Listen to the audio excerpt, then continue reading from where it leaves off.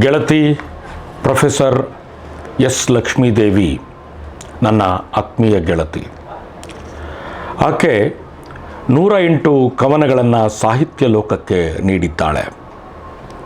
ಆಕೆಯ ಚಿತ್ತಚೋರ ಕವನವನ್ನು ನನ್ನ ನುಡಿನಮನದೊಂದಿಗೆ ಆಕೆಗೆ ಅರ್ಪಿಸುತ್ತಿದ್ದೇನೆ. ಈಗ ನಾನು ಓದುವ ಕವನದ ಶೀರ್ಷಿಕೆ ಚಿತ್ತಚೋರ. ಮಾಧವ, ಆ ಗೋಪಿಕೆಯರು ನಿನ್ನನ್ನು ತಮ್ಮ ಹೃದಯದಲ್ಲಿ ಸಿಂಹಾಸನವ ಹಾಕಿ ಅಲ್ಲಿ ತಳಿರ ತೋರಣ ಕಟ್ಟಿ ಹೂ ಗೊಂಚಲನ್ನು ಪೋಣಿಸಿ ಪನ್ನೀರೆರಚಲು ಕಾದಿದ್ದರೋ ಇಲ್ಲವೋ ನಾ ತಿಳಿಯೆ.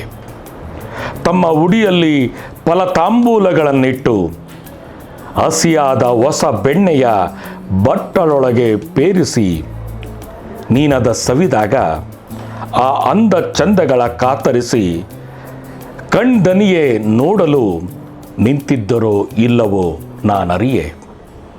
ಆದರೆ ಎನ್ನ ಹೃದಯ ಸಿಂಹಾಸನದಲ್ಲಿ ಕನಸುಗಳೆಂಬ ತಳಿರ ತೋರಣವ ಕಟ್ಟಿ ಬಯಕೆಗಳೆಂಬ ಹೂಗಳ ಪೋಣಿಸಿ ನಗುವೆಂಬ ಪನ್ನೀರ ಎರಚಲು ಕಾದಿಹೆನು.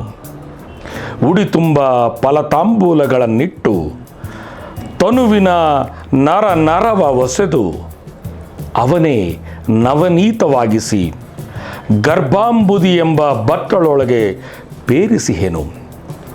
ನನ್ನ ಇಂಗಿತವನ್ನರಿತು ನೀನದ ಸವಿದಾಗ ನಿನ್ನಂತರಂಗದ ಅಂದ ಚಂದಗಳ ಕಣ್ದನಿಯೇ ನೋಡಲು ನೋಡಿ ಕೊಂಡಾಡಿ ಆತ್ಮದಲ್ಲಿ ತೃಪ್ತಿಯ ಕಾಣಲು ಅಂಬಲಿಸಿಹನು ಮಾಧವ.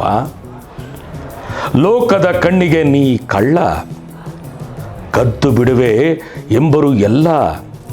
ನಿಜ, ನೀನು ಕದ್ದದ್ದು ನಮ್ಮಿಬ್ಬರಿಗೆ ಮಾತ್ರ ಗೊತ್ತು. ಕದ್ದದ್ದಾದರೂ ಏನು, ಅದು ತುಂಬಿಕೊಳ್ಳಲು 7 ಜನ್ಮಗಳೆಂಬ ಮೂಟೆ ಸಾಲದು.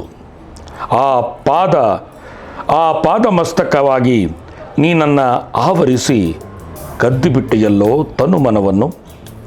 ಆ ಗುಂಗು ಎನ್ನ ಬೆಂಬಿಡದೆ ಕಾಡಿ ಹೊತ್ತಿದೆ.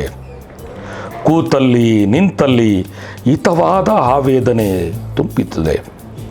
ಆ ವೇದನೆ ತುಂಬಲು ಮರಳಿ ಬಳಿಗೆ ಬಾರ ಆತ್ಮದಾಮಂತರಣಕ್ಕೆ ಒಲಿದ ನೀ ಚಿತ್ತಚೋರ. ನಮಸ್ಕಾರ.